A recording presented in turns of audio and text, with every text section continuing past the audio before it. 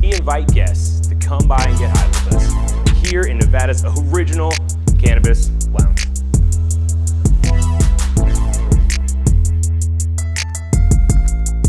So let's get into it. What is going on, guys? Welcome back to NuWu Sessions Podcast, episode 41. We're back at it with another one. I'm very excited to introduce my guest, Dr. Duke Fu. How you doing today, Duke? Awesome. Very excited to be here. Hey, man. Thank you for being on. We have a very excited episode planned for you guys today. A lot of things to touch on, but before we dive into anything, let's talk about our can of cocktails. We've got a couple Blue Dreams, you know, my favorite, seen again and again on the podcast, and we got the same thing for Duke, who actually created our infusion method of Nitro dose. Can you speak to that real quick? Because we switched to this one about a year and a half ago or so? Yep, about a year and a half. We developed our own kind of water-soluble concentrate for the lounge, very specifically trying to arrive at the right particle size so it absorbs fast, faster than anything else really that we know on the market specifically. And it's really, we only make it for a NuWu lounge. So awesome. No, and this is, I know since we've switched it, it is completely like I remember when we first tried it, we had some very strong doses, making sure the effect was there, but flavorless, you know, quick onset, you know what I mean? Does everything it's advertised to do. So at that point, cheers, Mr. Duke. Thank you for coming on the podcast, brother. Oh man, so refreshing. These are good. Little coconut, you know what I mean? Yeah. Feel like a little island vacation. I like it. Cool. So let's go ahead and dive on into this. Let me get this ready here for you. So those who might not be familiar with Dr. Duke Fu, he's an Asian American nuclear pharmacist turned cannabis entrepreneur. For those who might not be familiar with his full story, his accolades includes Doctor of Pharmacy degree and a Master's in Business Administration, which bring a truly unique perspective here to the cannabis scene as a whole. He started his career as an equity partner with Biotech Pharmacy, a Nevada-based a Nevada-based centralized nuclear pharmacy company dispensing radioactive medicine to hospitals and clinics. I told you I was going to screw that up. I don't usually use these words on this podcast. But he made the shift to the cannabis sector in 2014 by becoming the president of MedMen. These days, he is better known for both being the CEO of Mission Peak, a Thailand-based cannabis and pharmacy chain, as well as Green Therapeutics, who produces such noticeable brands as Tsunami and Provisions. So very long list of accolades. Before we dive into any of that, Duke, I want to take this back to a young Duke and how he was introduced to the plant, man. How did you first get into cannabis? Well, you know, I've been surrounded by it. I went to USC in my undergrad, so I was in a fraternity. A lot of people smoked weed during that time, but wasn't that interested in it because I was full bore trying to finish my degrees and get done with school. Right. And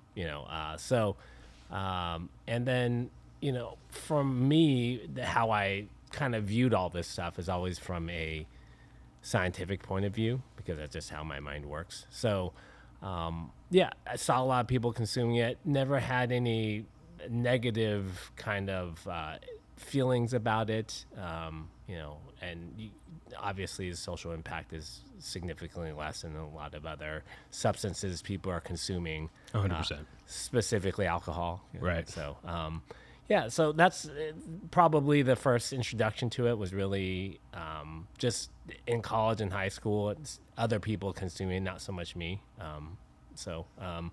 Not very exciting. I would say I was focused on trying to get my schoolwork done at that moment in time. There you go. You know, priorities. Good boy. Yeah. Good boy. Yeah. So was it your first time smoking weed was in college, or was it kind of after that? No, so it's interesting because when I transitioned to MedMen, I had still been working in the nuclear pharmacy business. We had exited the business to Cardinal Healthcare and was like, probably 15th on the Fortune 500 list at the time. And I was still working there, so I couldn't consume cannabis. They would still randomly drug test, and it was still a big no-no. And it wasn't until I actually left, that I actually tried cannabis for the first time, while actually starting to operate the cannabis business. Interesting. So you just kind of went in head first, basically like, well, this is my career path, this is what I'm doing, so I might as well just kind of understand it. Yeah, you know what I think. I looked at it very logically. When medical came around, right, people were saying, hey, this is medical marijuana. And I was like, well, I know how to make medicine really well. Right. Like natural progression, right? I should be okay at this, which turned out to be somewhat true, but like I had a lot to learn. Right. So it was interesting. The nice thing, so when I was starting at MedMen, obviously it was a very high corporate level kind of position. But when I came back to Green Therapeutics and was operating, and I did everything. Right. I got to trim, I was harvesting, I was moving plants, I was, Learn the business from topping. the inside out. Right. Probably the first 1,000 pounds of cannabis from Green Therapeutics I personally delivered and sold myself, and did every single aspect of it. So it was a really good education. And it made me I really fell in love with understanding the plant and the complexity of it, specifically from my vantage point, which is always going to be, hey, like what, from a scientific point of view, but also, just trying to understand what people like about it. And I find that really interesting. Specifically, I would say I enjoy people who enjoy excellent things. So especially the connoisseur kind of level people, I find it really interesting to try to understand what makes them tick and why they purchase the things they purchase. And I think Tsunami fits that brand perfectly. As a person who's been in the cannabis industry here in Nevada, myself for coming on 8 years, I remember the first time I was introduced to Tsunami, and I was just blown away with just the caliber of the product, especially in the market at that time where there wasn't a lot of, I mean, not trying to disparage anyone, but just really good extracts or things that kind of just, knocked your socks off and had that wow factor. And I feel like over the years, there's been obviously a lot of changes in the market. A lot of brands have come and gone and changed names, whatever. But I think you guys have always kind of held true to that par that you set in those early years. And, credit to you guys for that one. Yeah, it goes with a lot of effort.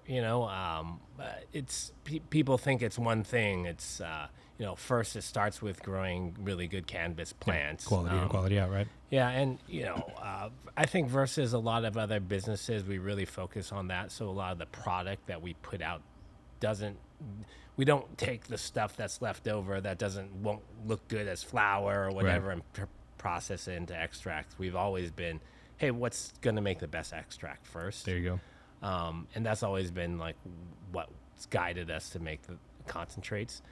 And, that I think that's for the kind of size we are in the business that we are, that's not going to change. We need to continue to focus on the quality of it, but also, from, as the markets change, we'll obviously try to lower the cost of the inputs going into it with various things, but trying to always maintain the quality of product I think I'm always going to think of it as someone's consuming this, just like I thought about medicine. Someone's putting this in their body. It has to be the best possible. So whether it goes from flavor wise, effect and all those things, those are things that are important to me, and I think the brand it speaks to that. Yeah, 100%. I agree with you 100% on that one. So these days, are you a daily cannabis consumer? I would probably say I am like a weekly turn off at the end of the day cannabis consumer. Typically, I'll try things as long as I'm my natural inclination in life is to be pretty like laid back. So doing things during the day that if I have things to do is difficult, and then really so I like at the end of the day to try something. So, and I taste everything that we put out because I want to make sure like, hey, this is still like of the quality that we want. But when I'm doing that, it's kind of like a chef tastes things. It's like, oh, this is delicious. It's more like you're like a lot of analysis of it. Yeah. And so it sometimes takes the fun out of it, which kind of sucks, but that's just part of the 100%, the tortured person trying to improve things all the time, like attitude that I have. Yeah. No, 100%. And I think, again, like we just said, your products speak to that. So, and that's cool. I mean, a weekend warrior, still kind of enjoying it. It sounds more like sampling than really indulging. But like you said, it's really to do that R&D and make sure that the PARs are maintained to the caliber you want them at, right? Yeah. Well, I'm old now, so it's like I don't indulge much in anything. So like I don't yeah. I'm over the like there's only a level that I know I can get to, and then I'm like, all right, that's good enough. There you go. There you go.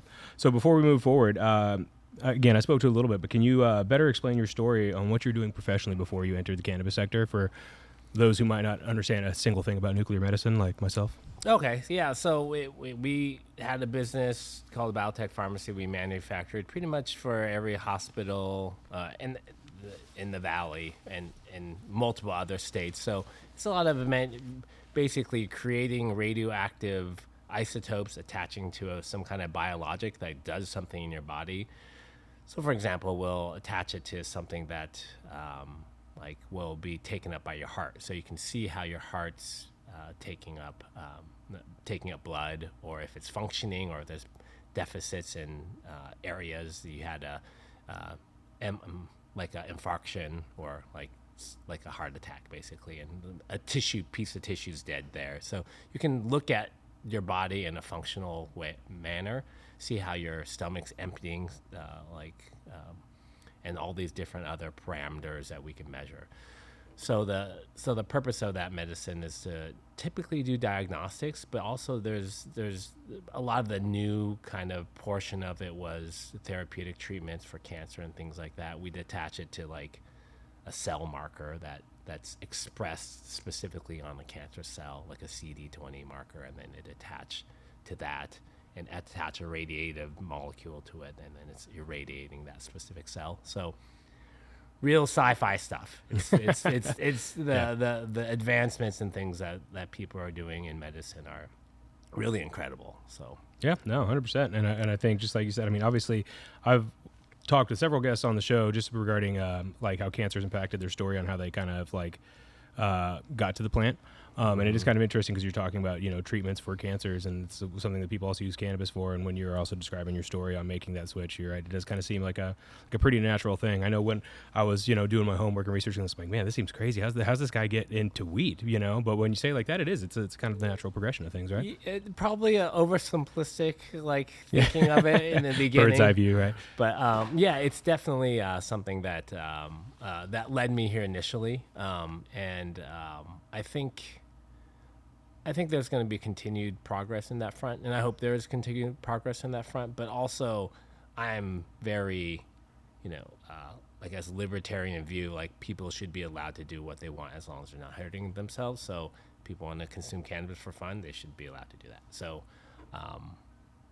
there's plenty of other bad things we do to ourselves that Right. People just need to be able to make the choice. And I think hopefully, as we understand the plant more, we understand the risks too along with it, and can make that rational decision of, hey, I want to do this or not do this. Right? Yeah, have a more informed and educated decision on what we're actually doing, what we're putting in our bodies, right? Exactly. 100%. Well, that's probably a good segue to maybe introduce our table package here and see if we can start consuming some cannabis here. We do have some Tsunami products that we have set aside to indulge in today here as far as our lounge operations, and Miss Yaya, our lounge manager, is going to introduce our table package here. So, hi guys. what's going on, Yaya? How we doing? I got some goodies for you guys. Let me go ahead and set it up. This is one of our many packages here at the lounge that you guys could take advantage of with some great tsunamis. We have tsunamis at the dab bar, at your table, with some flour. Comes with grinders so you don't get your fingers all sticky. Some papers, cones, to each his own if you want to roll or pack it. I got your rolling tray right here. Some Q-tips for the doctor dabber. Some tools in there. This is some ISO. That way you guys have to clean it out and get the same old hits. Make sure it's on. There you go. It's all set. So it'll be preset for you guys. And a stick. Beautiful. Thank you so much, Yaya. I appreciate it. Yeah, what a nice setup. Yeah, man. This is how we do things here in the lounge. We can go a number of ways. Like I said, we have the bong, we have papers, we've got cones, we got flour, we got extract. So, yeah, man. How would you like to get started today? Well, we'll start with flour, I think. There you go. That's probably a good call here. So, let's see here. You want to load a bong bowl? You want to load some cones, papers? I'll do some cones. Cool. Here, let me grind some up here. We'll load up some cones. And while we get started on that one, so let's see here. Given your pharmaceutical background, I did want to ask you this: Are there any misconceptions that people have regarding cannabis that you feel aren't getting enough attention? No, I think it's. I think the issue of of the cannabis dialogue in general is it's the same thing as politics. There's either people on both sides that are like cannabis cures everything to like cannabis is the devil's lettuce, and it's like there's something in between probably that's like actually true, and it's like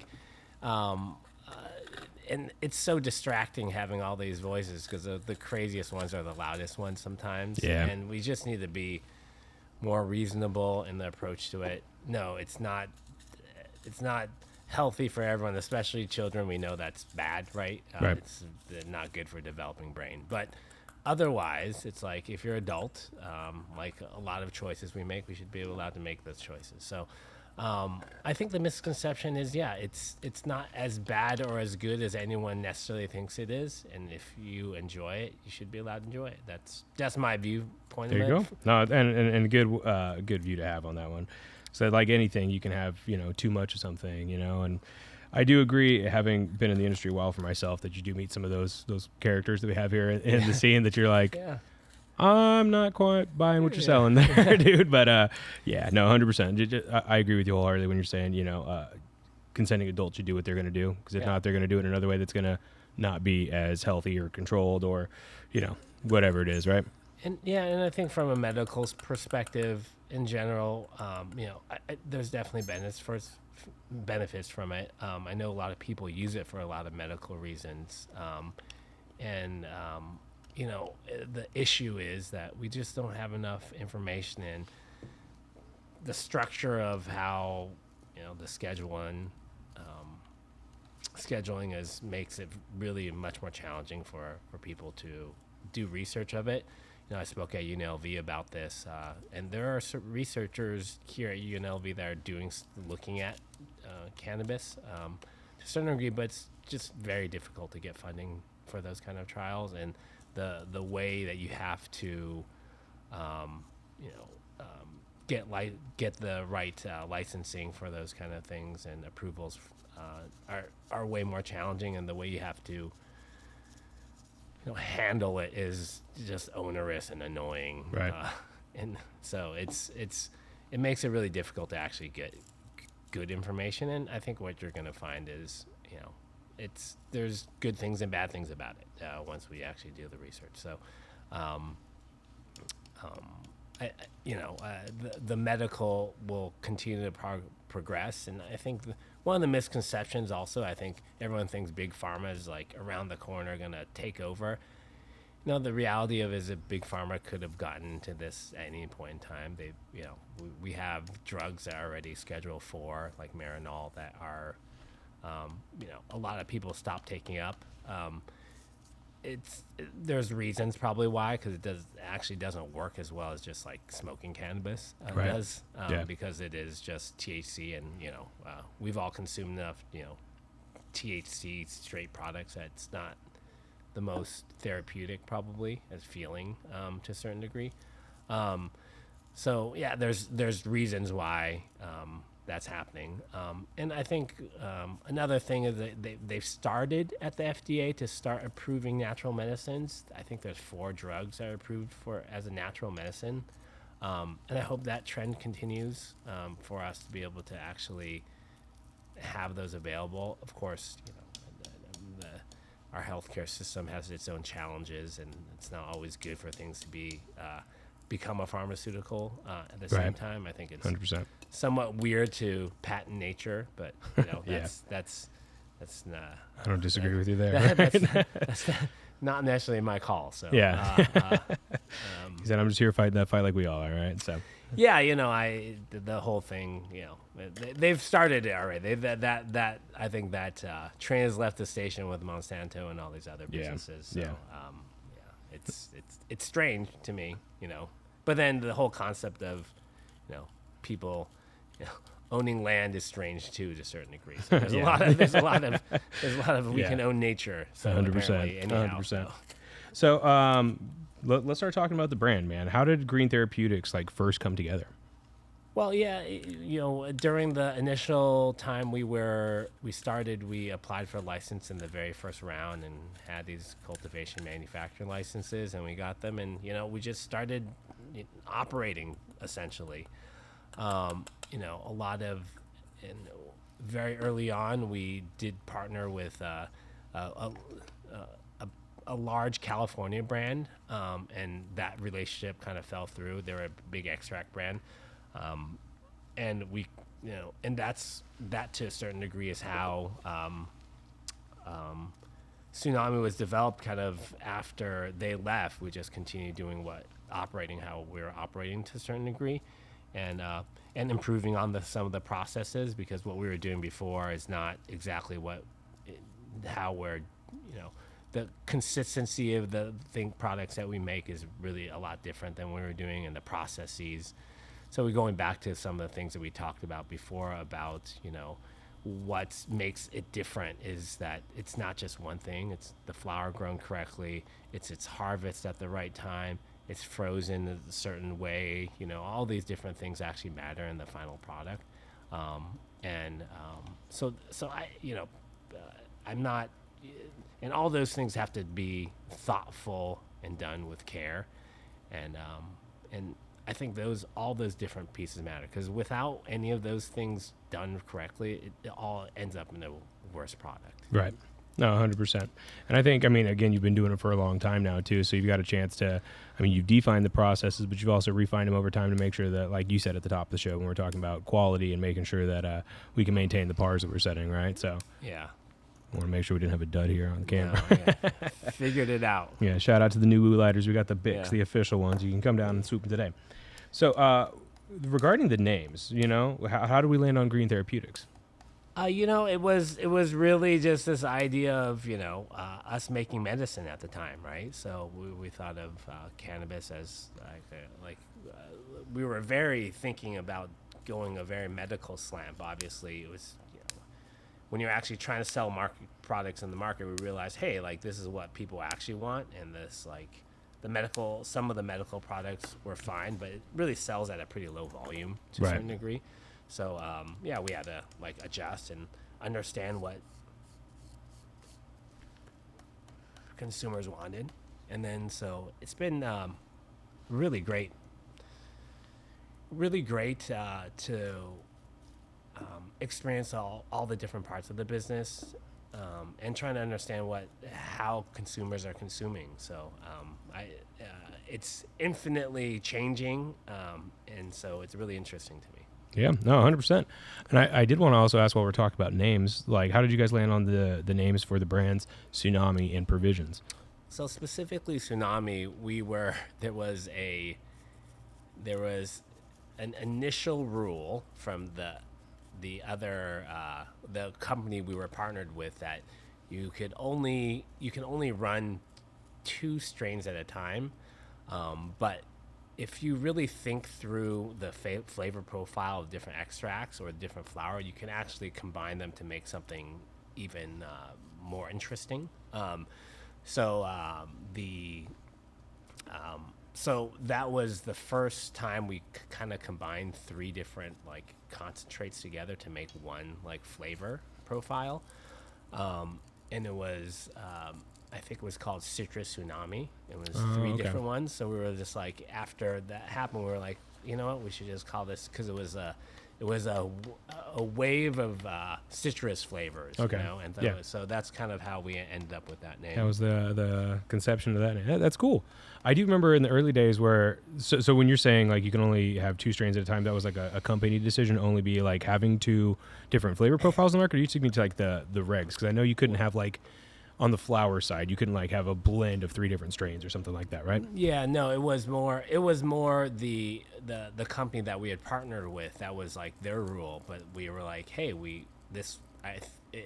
this works really well with 3 also. So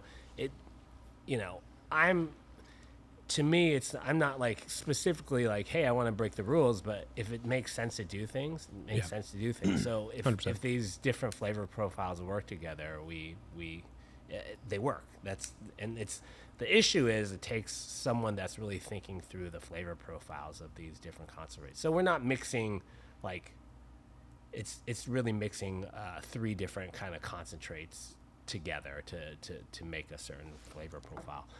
And then, obviously, for our processes, I generally against CRC. I think it alters the flavor profile of concentrates in a way that's I don't like. Yeah. I think most would agree with you on that one. Yeah. Yeah, I don't know. And then I think secondly, I've had people ask us if we add other stuff to it, but like I don't know what other stuff people mean, but right. What all it is we extract in how everyone else extracts to a certain degree. There's nothing special. Obviously, we have our own different blends of hydrocarbons that we use, but there's nothing really specific that's any different. It's really about, like I said, all the processes ahead of time doing those well. Yeah, quality in, quality out, right? And it is interesting. I mean, because you're saying like adding other stuff, and I've heard of, people talking about maybe like reintroduced terpenes or things like that, or cannabinoid blends or things like that. But I mean, I think to that point, when you're already trying to make a product that stays competitive in the market, with obviously compression being a real thing and things like that, you want to keep your processes, relatively simple, right? Just so you don't have to do a whole bunch of extra work, which is adding costs every step of the way.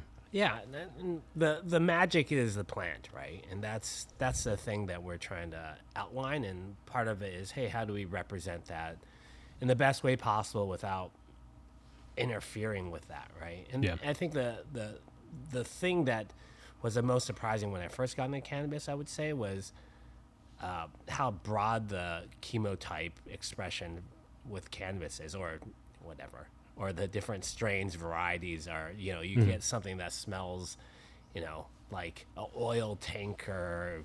Yeah, those gassy notes, right? Yeah, all the way to really fruity, sweet, kind of bright notes, which is such an interesting thing for plants to have that wide of an expression of flavor profiles.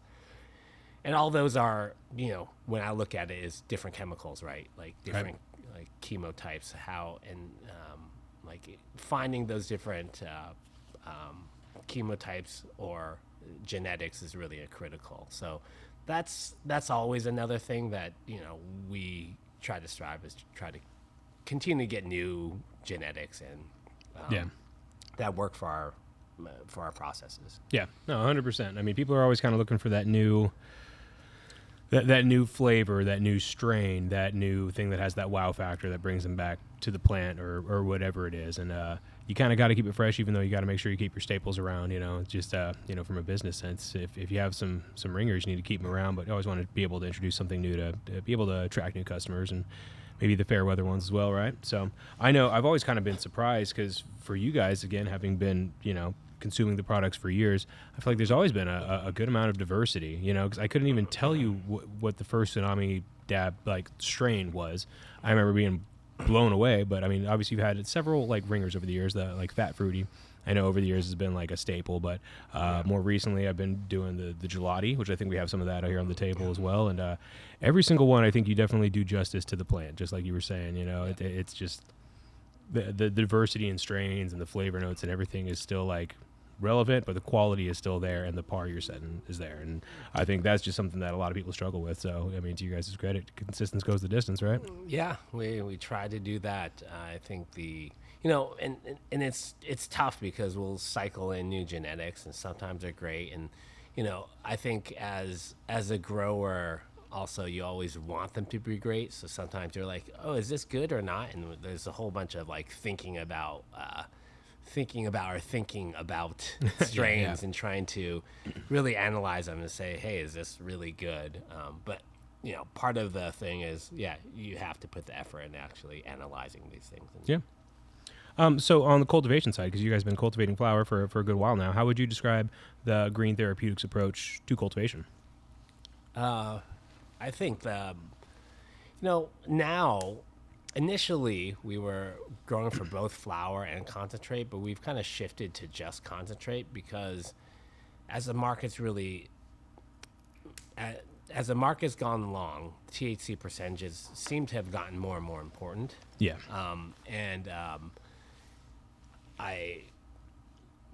This is maybe a personal opinion, but it has nothing to do with quality of product. And especially on the flower side, I can turn a concentrate easily into an 80-90% error, right? That's easy.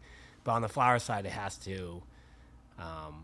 Everyone wants the 30%ers plus, Yeah. and it's like and that really bottlenecks your genetic profiles that you can really have, and it leads to a much less interesting product category, like mix.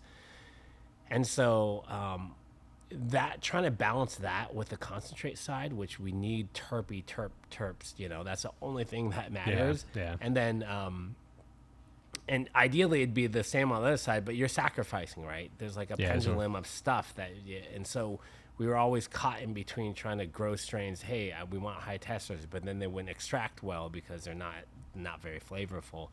And so, probably relatively recently, we just decided, hey, we're going to go full bore.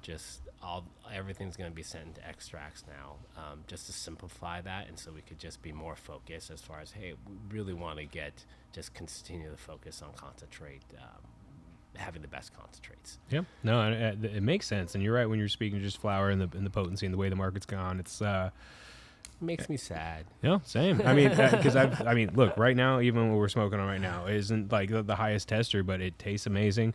Both of our joints have gone out several times now, which just speaks that it's a very highly resinous plant, and it's getting us where we're trying to go. And I remember too from you guys, man, this was years ago back in the Vegas tasting room days, but I remember Waldo pulling up, and I think it was some headband.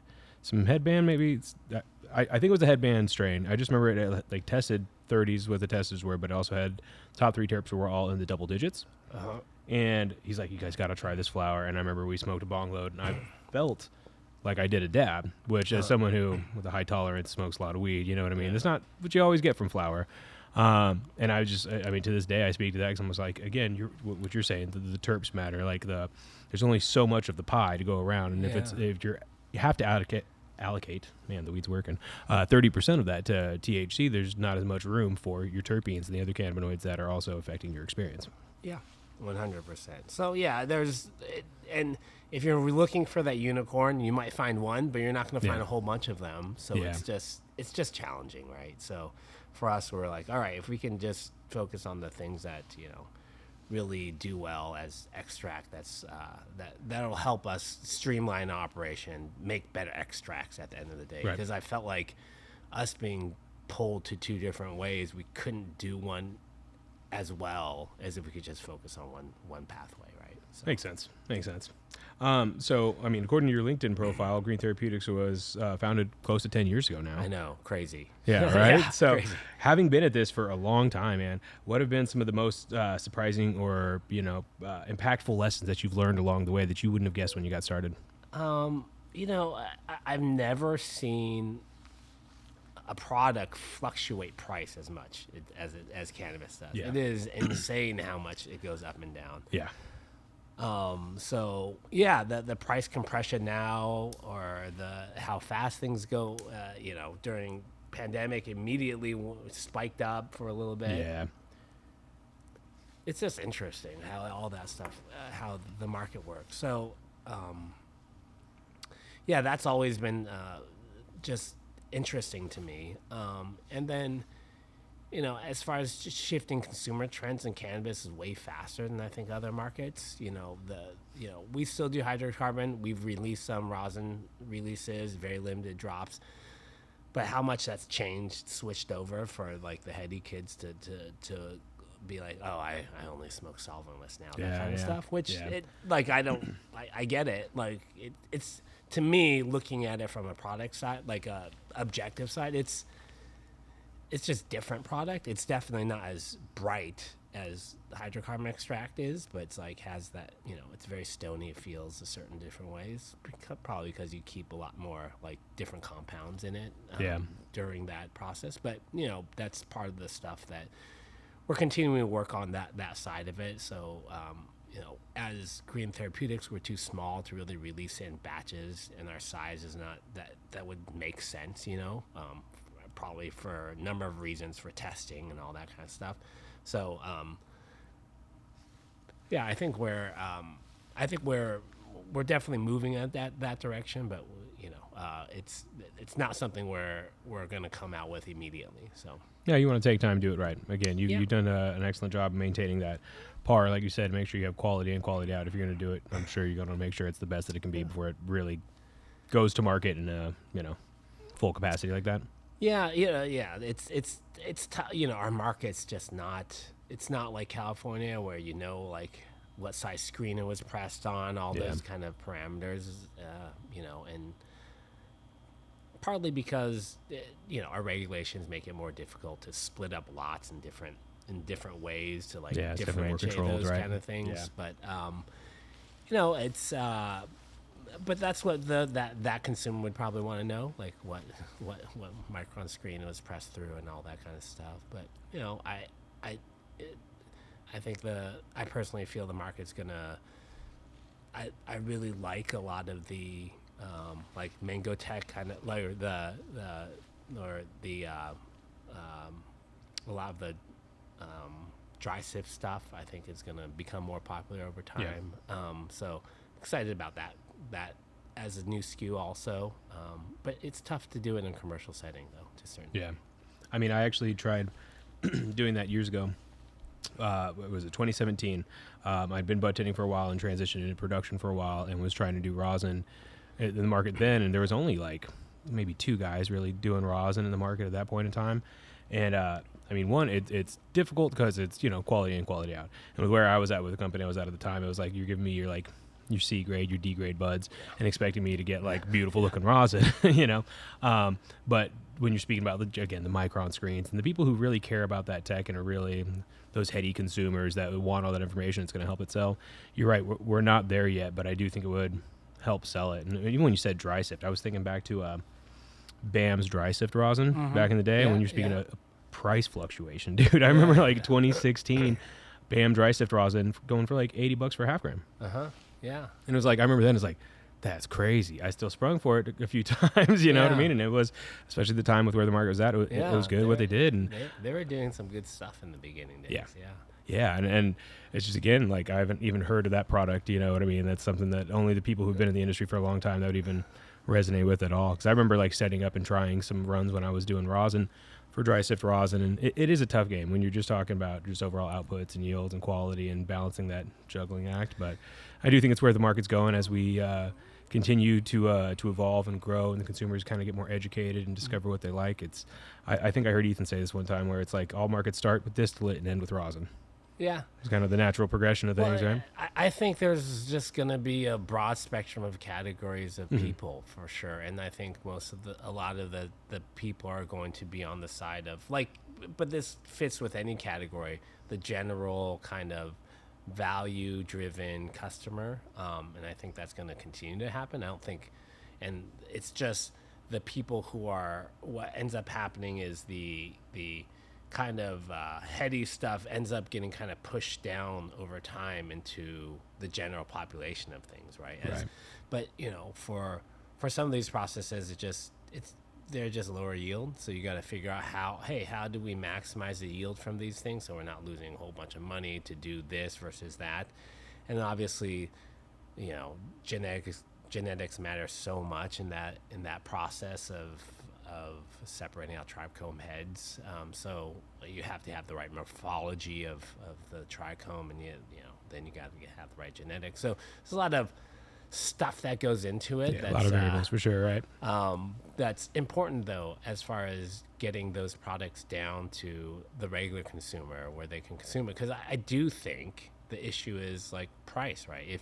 If I sold, a rosin, all the other extracts at the same price, more people would buy it. That's probably the reality of it. It's just and then those people who don't know much would try it and I like this more than this for whatever reason, right? Yeah. And then that's gonna trickle down. But it will require us on the operations side figuring out how to make it more cost effective for people to be okay with spending a little bit more money, right? So there's just a broad spectrum of customers, and what you have to think about, I think, as a brand, is being meaningful to whatever that customer is, and focusing on them, because it's unlike a lot of people, they're like, oh, consumers aren't smart. All they look at THC percentage.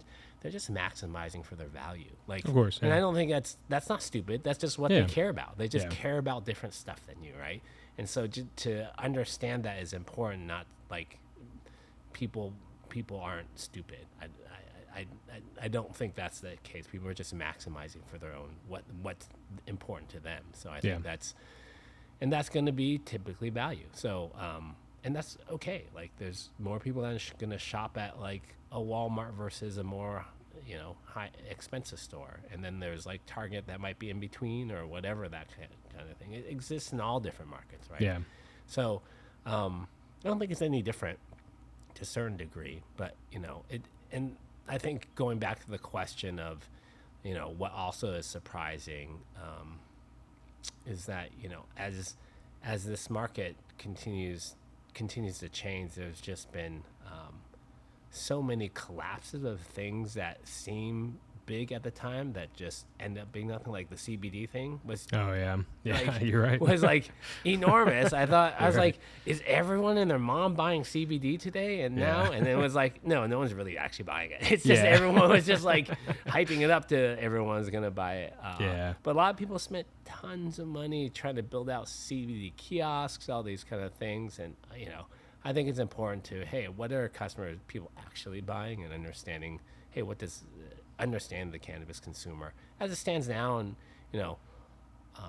hopefully there'll be, and there might be more in the future that are different, but as it's tough to open up new markets. People of like, I was part of Medman, and they're trying to open up this market of people who didn't really consume to join the market, right? The Right. soccer mom kind of things, and the philosophy sounds great.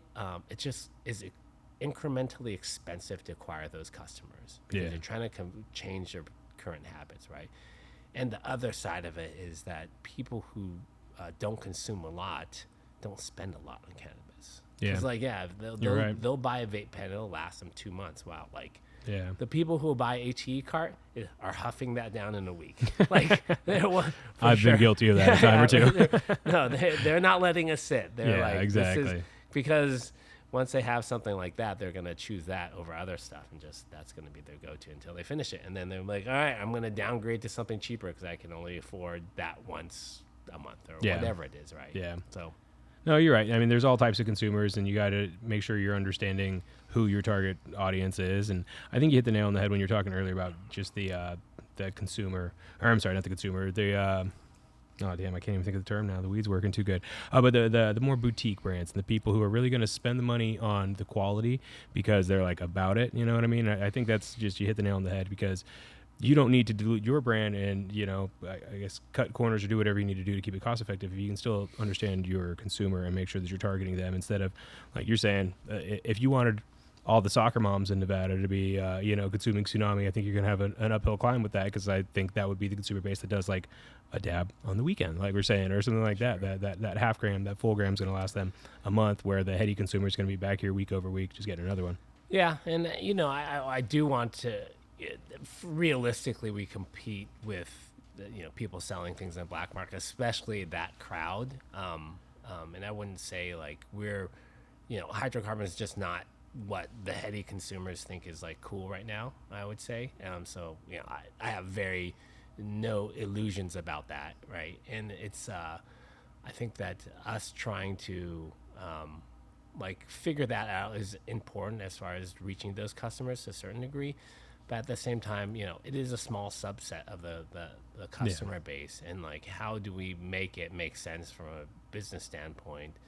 It's a lot easier, if you don't have to pay taxes and you're doing it, whatever. And nothing against any of those people. And I think like they make great product, and sometimes I might have found some of that stuff every once in a while, Yeah. and I've enjoyed those kind of products too. So. But I think it's just much tougher on the scale to produce those kind of products in the way that people are able to do it in those markets. And yeah, there's all this stuff around testing and all these kind of things that they don't have to be concerned about microbial this and Yep. you know, all these other things, which I think that is important though, the testing and making sure products are safe for consumption, because you know, and I just would, that's part of the thing that makes me not want to consume anything not in the legal market. At least I know these things are tested. Yeah, and safer.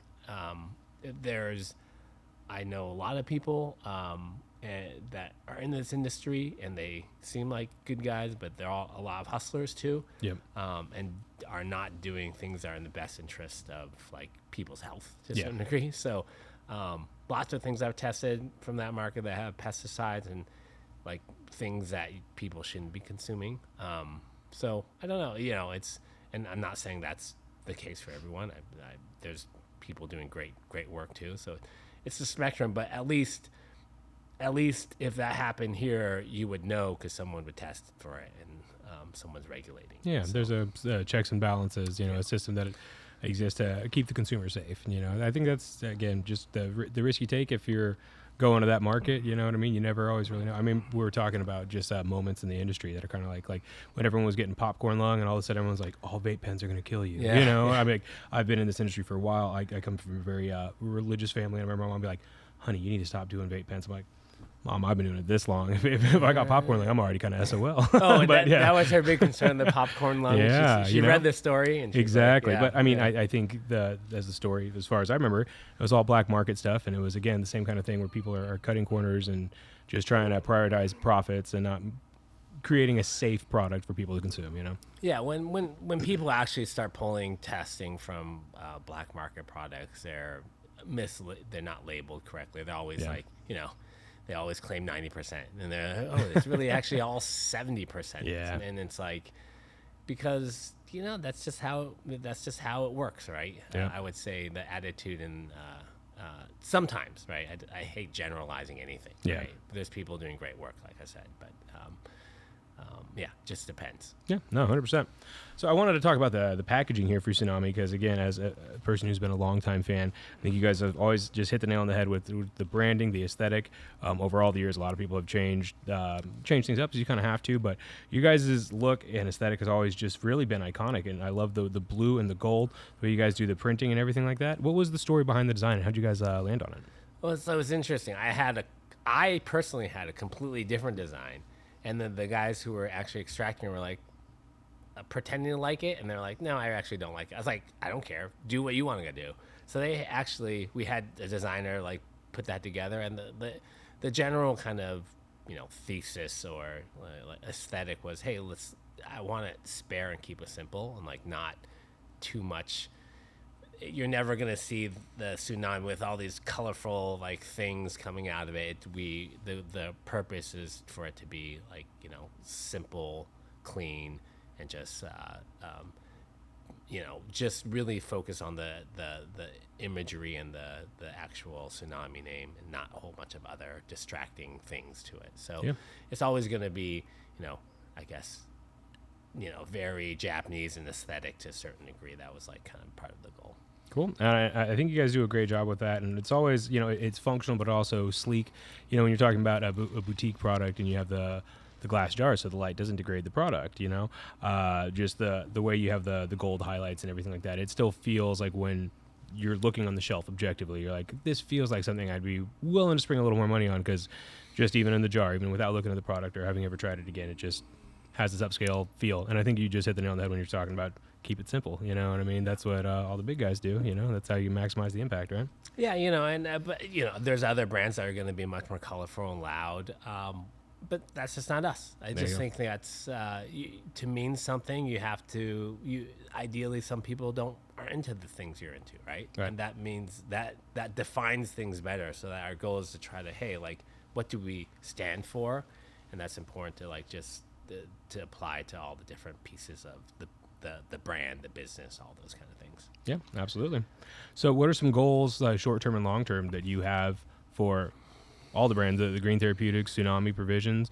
What are some goals you have that you're working towards? You know, I think our goal, like I said, we shifted our operations to really focus on concentrates. So continue to, you know, make that available for more people. So we have been over the times being able to lower the price by trying to improve operational flow and those kind of things. And as we get bigger, our batch sizes get bigger, so it's like a little cheaper on testing and just trying to like maximize those kind of things, but with pushing more to extraction allow us to like hopefully provide it for at a more reasonable price. Because the issue isn't so much we're not charging a whole bunch because like that's just how much we have to charge because it costs as much to produce this stuff, right? Yeah. And like we're taking, what would be grade A flower and turning into concentrates all the time now. So, and it's indoor and it's, done with all the stuff, right? So that's just the reality of what it costs to kind of produce a product like that. And I think on the for provisions, we're doing some a lot of our product. So we're pushing a lot more to hope to make more of the HE product also, which gives us a lot more THCA on the back end. So we're using that THCA and creating a line in provisions that's the live resin THC, like diamond, like carts, basically. Okay. So that's a popular thing right now. I know there's a few brands doing that. So and it's like everything, like with Tsunami too. Like everything's going to be made in house to a certain degree for that kind of product. And then our, I think really surprisingly provisions that always outsold Tsunami. Probably not surprising. That's just how the market is, right? Yeah. And like so. Really having that more available, trying to make it on more shelves. That's something that we've always kind of consistently worked on for that brand. But a lot of it's interesting because a lot of people think it's like totally separate companies, or they have no idea it's like literally made by the same people in the same lab. Yeah. And it's like the same care goes into that as far as the things that we're making.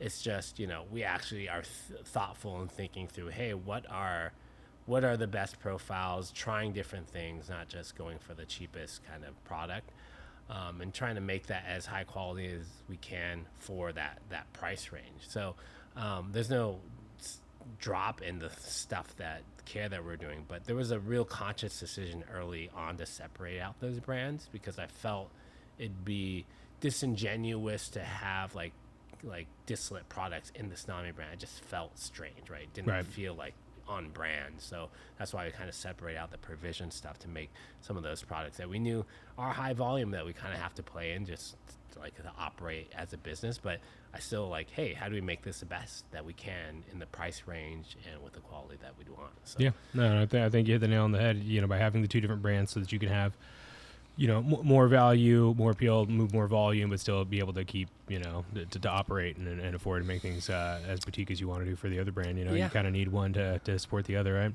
Yeah, and that's the other thing where because of that, we're going to expand. We're going to have more HD drops now, more consistently, larger batches. So I'm excited to be able to do that because, believe me, we put those at stores and like a lot of times I can't buy them. Because they're like people have allocated them to like their staff, or I don't know what they do at these places, but they're gone. They go quick, right?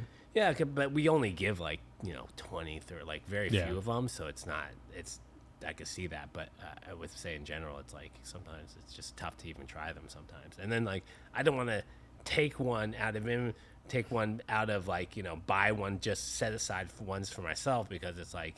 There's so few of them already. It's like I'm hoarding my own products somehow, by allocating stuff to, having them set aside at the dispensary level. So yeah, no, I'm excited to see more HD products because yours have been exceptional. Anytime I've tried one, it's just the wow factor. I'm just the type of consumer though. If I've got a vape pen that I really like, it just basically stays in my lip for 48 hours or however long it takes me to get through it, and I'm like, okay, cool. But the difference between, I know that product's coming out in the market, kind of other people are saying HC, but like we're trying to take out all the THCA, and that product typically will have like a 50% THCA like fraction of it, and that's just the best you could do to like as far as just crashing out the THCA, and the rest is like it's not all terpenes, but it's like flavonoids, all those other things that make cannabis taste great.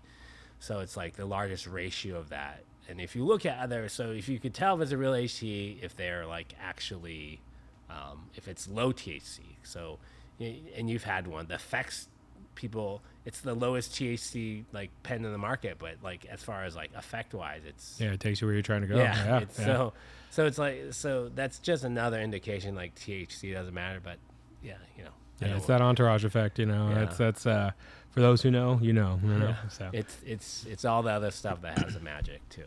So, I mean, with your expertise and having done this a long time, gone from the pharmaceutical industry into cannabis, having been well established in cannabis now, in your opinion, what do you think is going to happen in just like the cannabis and the wellness sector over the next 10 years? Well, I think cannabis is going to, I think, as far as Nevada is, the licenses are for the most part not going to change a whole bunch, right? And so probably some more continued consolidation of some of those licenses.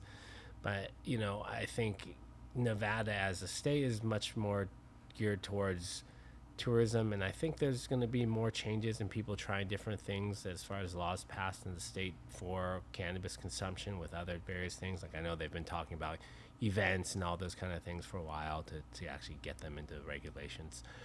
So I think that's going to continue to change here as far as the events are going to be more free, but there's no shortage of people consuming cannabis at any music festival here. So unfortunately, the only way to get it over-regulated and not allowed to consume cannabis is say it's a cannabis concert, and then everyone's on top of you for doing that for some reason. I think Nevada itself is a pretty relatively stable market.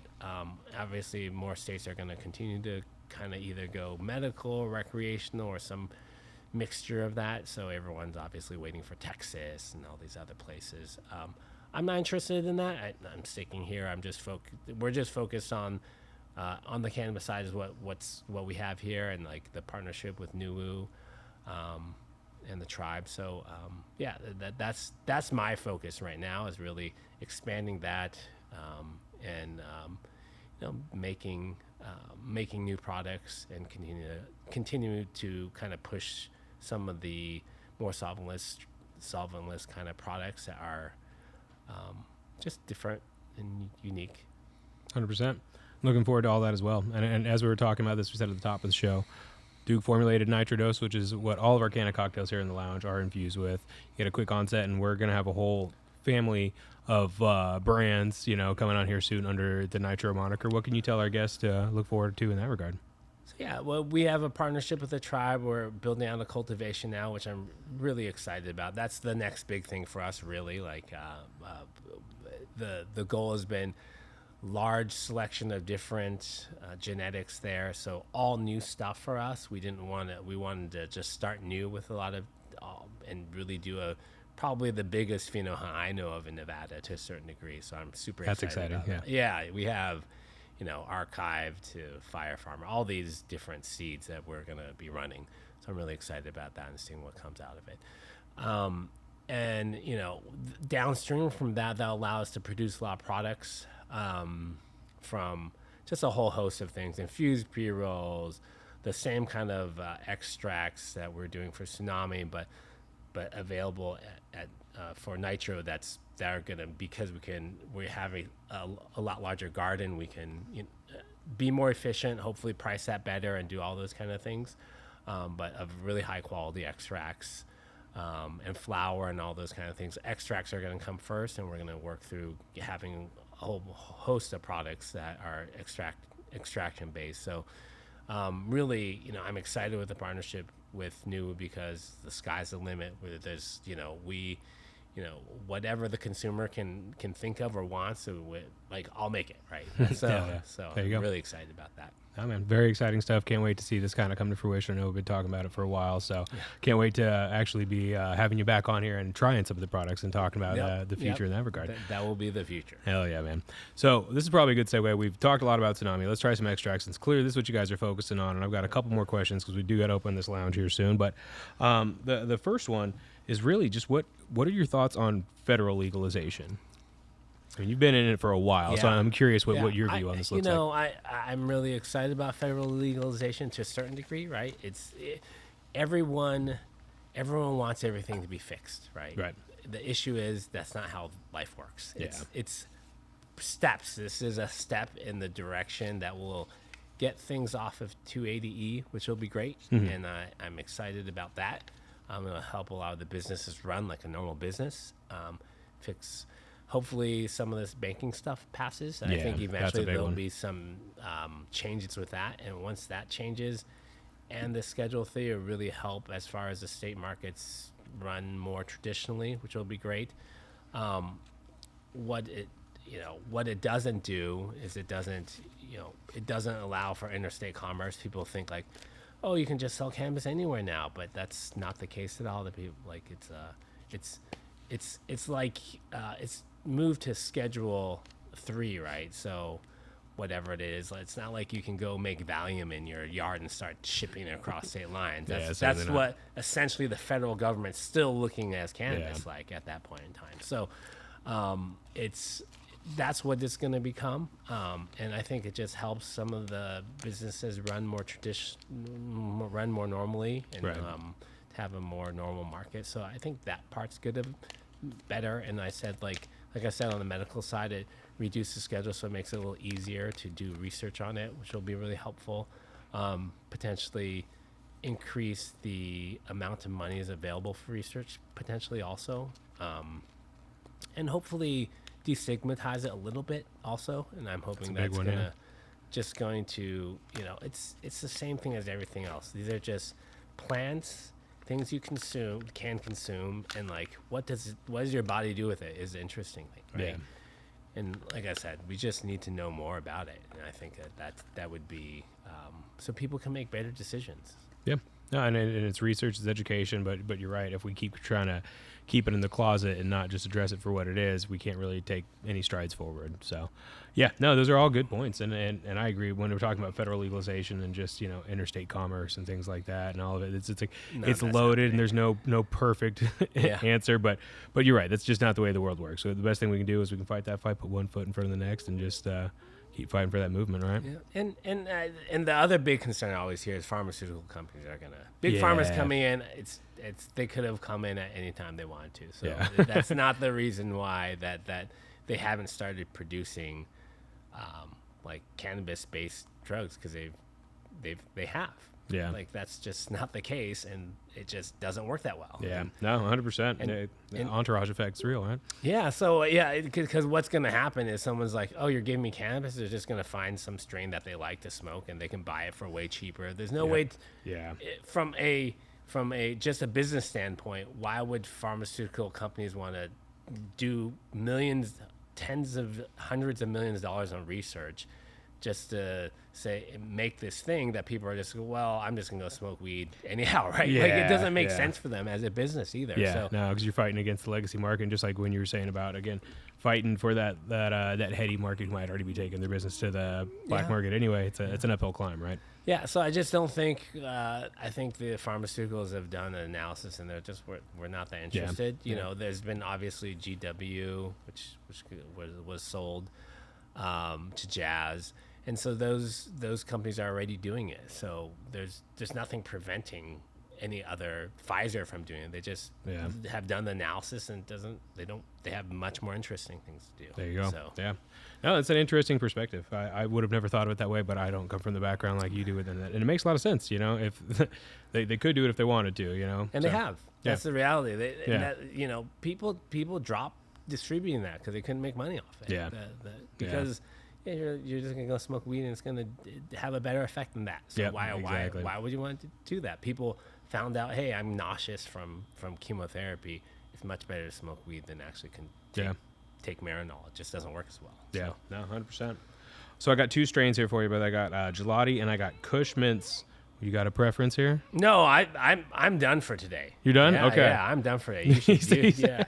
We were talking at the top of the show. My man's a weekend warrior. This is, we're at 10 a.m., 10:30 a.m. Just getting started with weed for breakfast. So I know I can't pass on a Kush Mints dab because I'm a little fool. But I got two more questions for you here, brother. So we said at the top, you're the CEO of Mission Peak, which is a It's a cannabis company based in Thailand, right? Yep. So, can you elaborate on your efforts to build this Thailand-based cannabis company and the significance on that in the global market? We talked about stateside, but I mean, obviously, you're fighting a much bigger fight in that regard. Yeah, my partner in the business, his name is Tom. He's a good friend of mine, and Great name. yeah. And he was, we talked about the thing that we feel like the best that's come out of it is that, we had a part in changing these laws.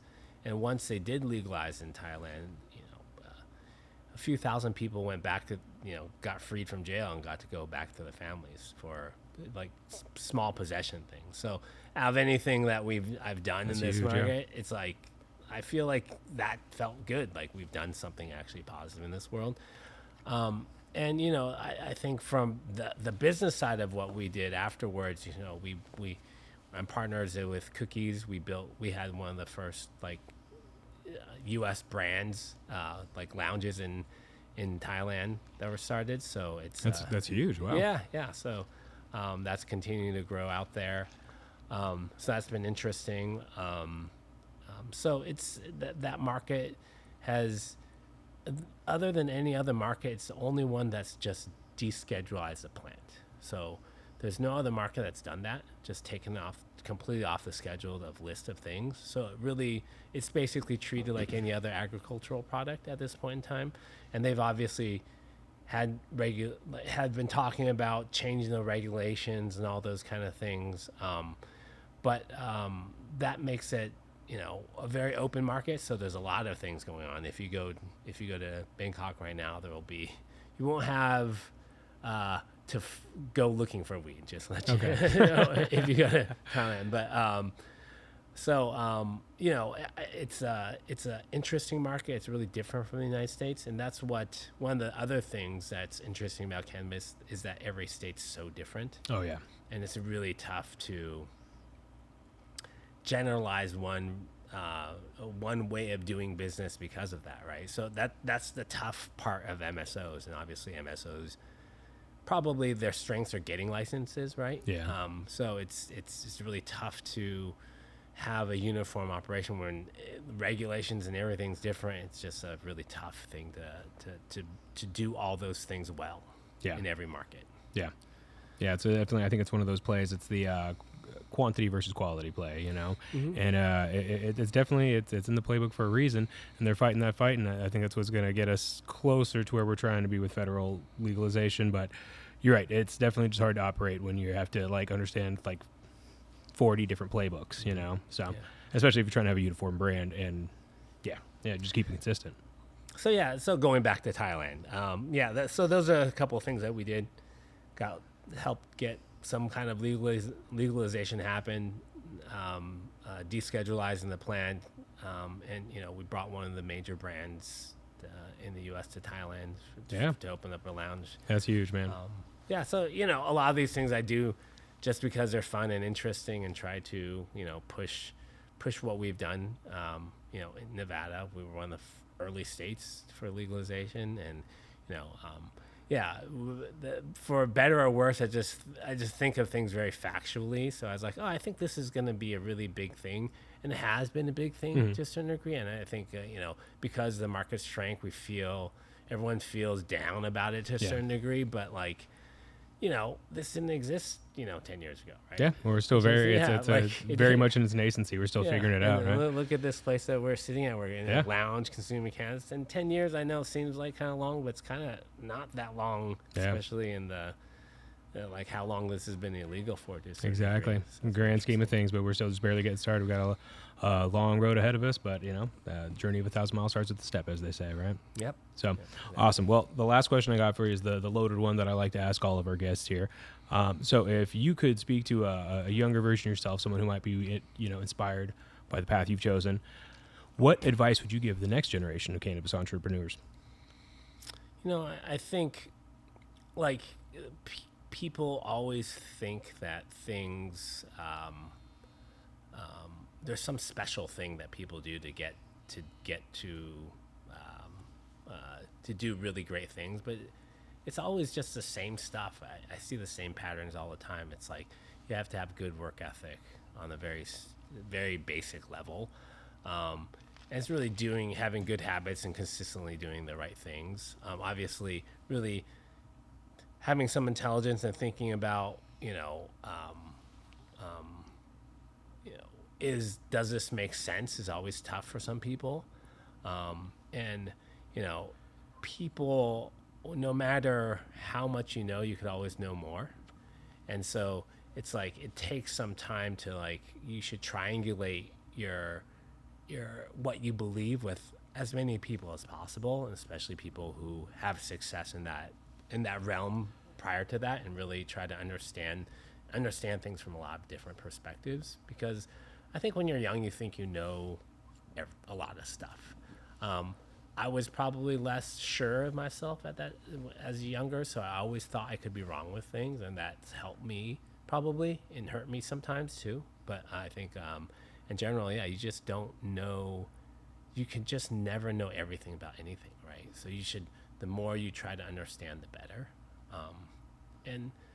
So I guess that's a whole bunch of different things. But yeah, it's the basics. It's like, hey, can you learn really well? Are you willing to do the work, right? And if you can do both those things excellently, learn really quickly and well, and fail too, right? You got to be not afraid of failing.